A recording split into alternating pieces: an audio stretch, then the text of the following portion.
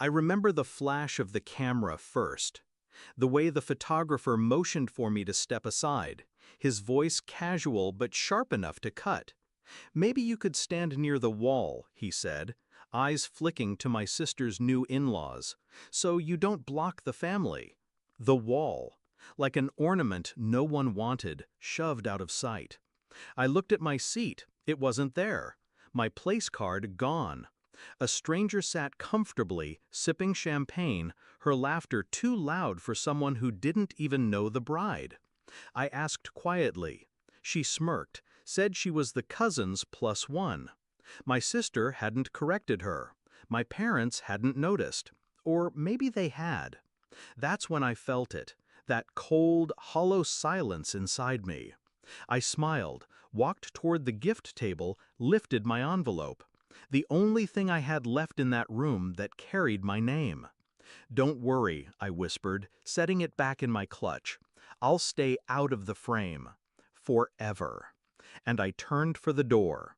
That was the moment he came running, my sister's groom. His polished shoes clicking against the floor, his hand reaching out. It wasn't always this way. She was my baby sister.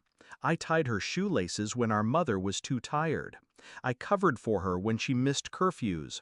I was her shield, her ally, her second shadow. But somewhere along the way, loyalty twisted. My presence became a reminder of something she wanted to erase. Our shared blood, the mess she thought I carried, the imperfections she swore she never would. I started noticing the shift years ago. She stopped inviting me to dress fittings, made excuses for smaller gatherings. Subtle at first, then brutal. Entire family trips where my name never crossed her lips. Still, I stayed silent. I thought, maybe it was stress, maybe she'd outgrow it. But on the night of her engagement party, I overheard her whisper to a friend, "She's just not part of the picture I want. Not part of the picture." The words stuck like glass in my throat.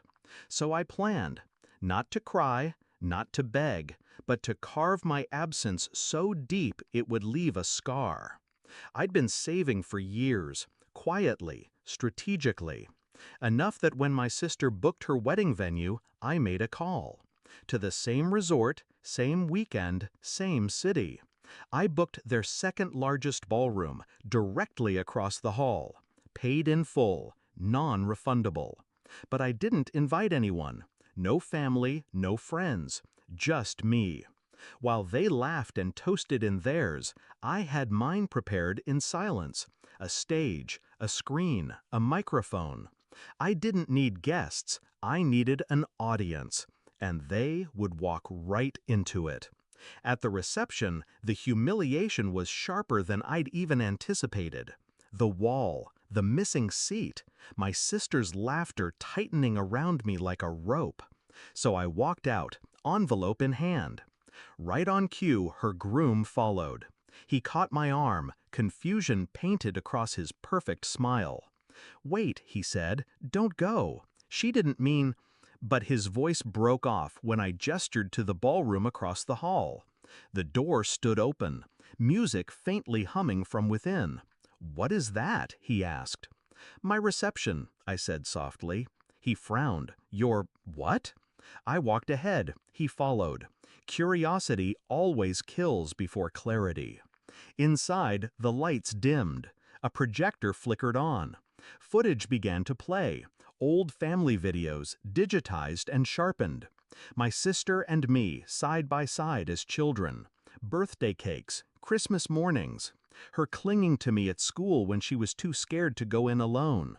Laughter, tears, promises whispered between us. The groom froze, his eyes locked on the screen. The montage cut sharply. To recent years. Vacations where I was absent. Gatherings where my name wasn't spoken. Photographs where my spot was empty, cropped out, erased. Then came the recording, the one from the engagement party. Her voice, crystal clear. "She's just not part of the picture I want." The groom paled. I turned to him, calm, cold. You married her picture, I said, not her truth. And that truth is, family isn't disposable, unless you want to see what it feels like to be erased. He stared at me, no words forming. Behind us, voices rose, the wedding party spilling into the hall, drawn by the screen. Gasps, murmurs, my mother's hand flying to her mouth, my father's jaw tightening. And my sister, standing dead center, trembling, mascara streaking. Her perfect day shattered in seconds. I didn't scream, I didn't throw wine or break glass. I simply picked up my envelope, slid it into my bag, and walked past her. Don't worry, I repeated, my voice steady, deliberate. I'll stay out of the frame. Forever. This time, no one followed. Outside, the night air was sharp, clean. For the first time in years, I breathed without weight pressing on my chest. They had erased me piece by piece. But tonight, I carved my absence into something permanent. She wanted her picture perfect. I gave it to her. A portrait with a hole no lens could ever fix. And as I walked away, I didn't feel grief. I felt freedom.